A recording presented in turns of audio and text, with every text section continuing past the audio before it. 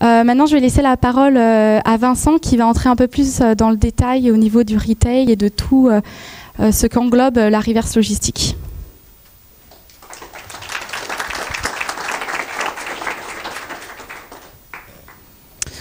On va avoir un schéma qui est forcément caricatural, mais aujourd'hui c'est ça l'expérience omnicanal que vont attendre vos clients. Je vais acheter sur un réseau social, je vais aller chercher mon produit dans une consigne, je vais l'essayer à la maison et je vais faire un retour dans un magasin. Ça, sans une technologie de commerce unifié et de gestion des retours unifiés, c'est aujourd'hui complètement impossible. Et je vous laisse imaginer la déception de votre client qui arrive en magasin avec le produit acheté sur un réseau social et on lui dit « je ne vous connais pas ». Je vais passer quelques slides sur ces 10 années, vraiment les problèmes qu'on a vus chez nos clients retailers et chez les marques.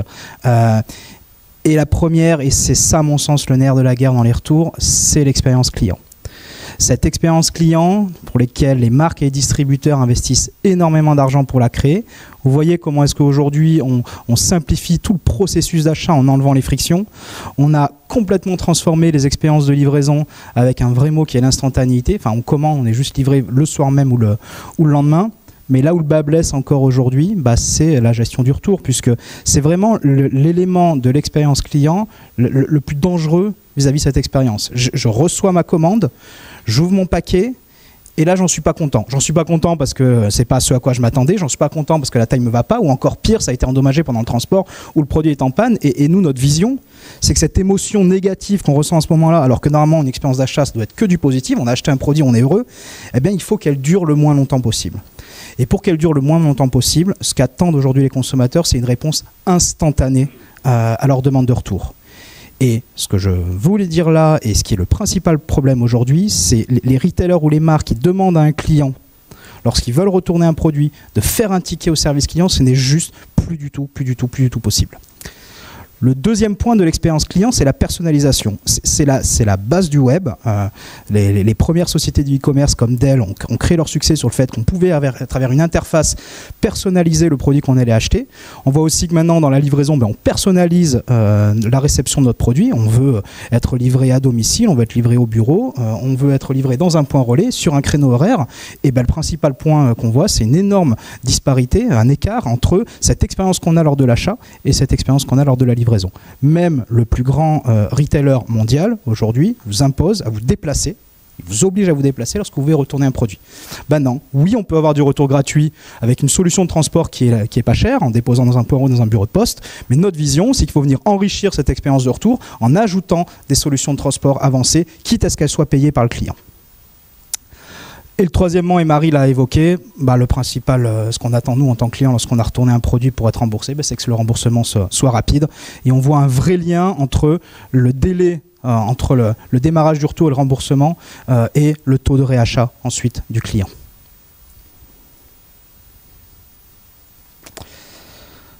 On parle d'expérience client, mais aussi chez Reverse.io, on a une vraie vision de l'expérience collaborateur. Comment est-ce que votre service client aujourd'hui, dans vos entreprises, vive la gestion des retours? Et quelque chose qui est dramatique, c'est en lien avec le premier sujet que j'ai évoqué, c'est le fait que un client qui veut faire un retour égale un ticket au service client sur lequel votre service client, au lieu de passer du temps à aider les clients à mieux acheter, va devoir gérer des demandes de retour. Ça implique en plus d'investir de l'argent en formation de vos équipes pour savoir en fonction de ce produit, pour telle raison de retour, quelle est la solution que je dois apporter au client et quel est mon processus métier, mon processus logistique, quel transporteur je dois mandater. Et donc justement, quand je dois mandater un transporteur, donc je dois réfléchir en fonction de la taille du produit, de son volume, est-ce que je dois missionner Chronopost, DPD, Mondial Relais ou un gros Géodis. Tout ça, c'est de la formation et tout ça, c'est des tâches manuelles sur lesquelles votre service client va passer du temps. Et puis, à mon sens, le pire qui arrive, c'est le manque de traçabilité. Et donc, c'est un client qui appelle votre service client, qui a renvoyé un produit depuis 3 jours et qui n'a pas encore reçu son remboursement. Et là, le service client n'est pas capable de lui donner la réponse de où en est le traitement de son retour parce qu'il n'y a pas eu de traçabilité sur ce flux.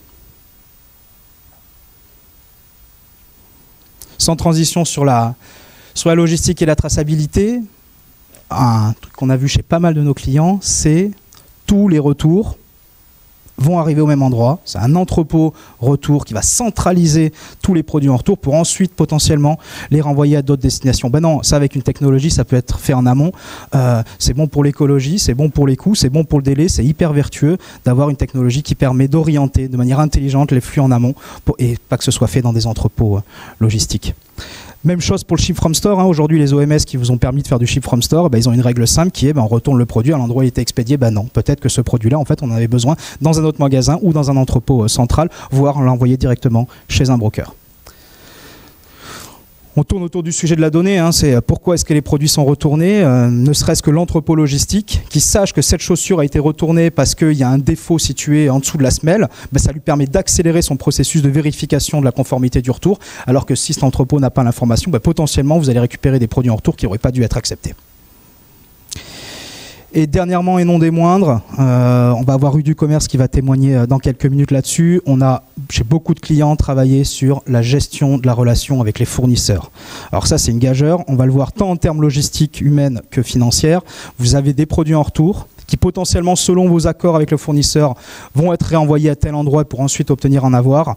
On a, je vous assure, beaucoup de retailers qui aujourd'hui louent des entrepôts dans lesquels ils stockent des retours qui devaient partir chez les fournisseurs mais qui ne sont pas fait partir parce qu'ils ne connaissaient plus la règle métier.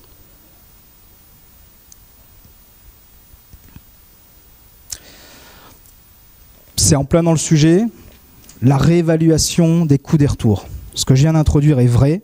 Vous allez avoir un paquet de produits qui vont venir en retour, qui vont être déstockés bêtement, alors que potentiellement ils pouvaient être évalués d'une autre manière, ne serait-ce qu'en prenant les accords que vous avez avec vos fournisseurs. Il y a un vrai problème aujourd'hui aussi de coûts du retour qui sont liés à tout ce que j'ai évoqué tout à l'heure. Accenture dans le domaine de l'électronique, à côté à 70 € le coût du retour, on est plutôt en moyenne, quand on fait un vrai coût complet, on est alentours de 50 € par retour. C'est à mon sens ça le sujet, et ça a été évoqué lors de la table ronde, c'est vraiment l'avenir et ce sur quoi nous chez Reverse.io on se concentre. On est en ce moment même en train de travailler sur des solutions qui le permettent. On peut plus, ça devient une hérésie logistique que dire qu'un client qui va à Marseille retourner un produit va repartir dans un entrepôt à Lille pour être livré à un autre client à Marseille. Aujourd'hui, on a une vision qui est d'utiliser le local, comme ça vient d'être évoqué, à travers toutes ces nouvelles sociétés du dernier kilomètre et toutes ces nouvelles sociétés de la logistique urbaine, pour permettre d'avoir des parcours de retour de produits hyper intelligents et respectueux de l'environnement.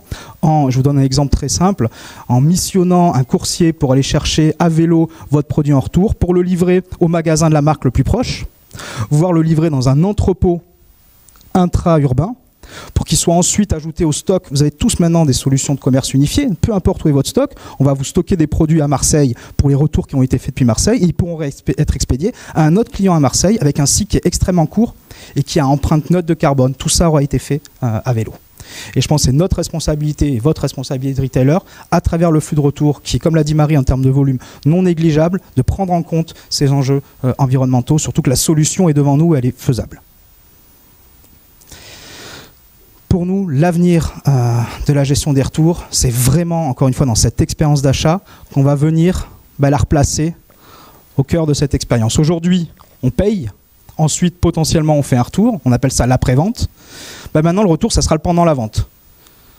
Vous recevez vos produits, et c'est après que vous les ayez retournés que vous les payez. C'est l'évolution qu'on a vue ces 10 dernières années dans le e-commerce. Auparavant, on payait, ensuite le produit était expédié. Ensuite, on nous a permis de payer qu'au moment où le produit est expédié. Et bien maintenant, on ne paiera qu'au moment où le produit aura été retourné. Voilà.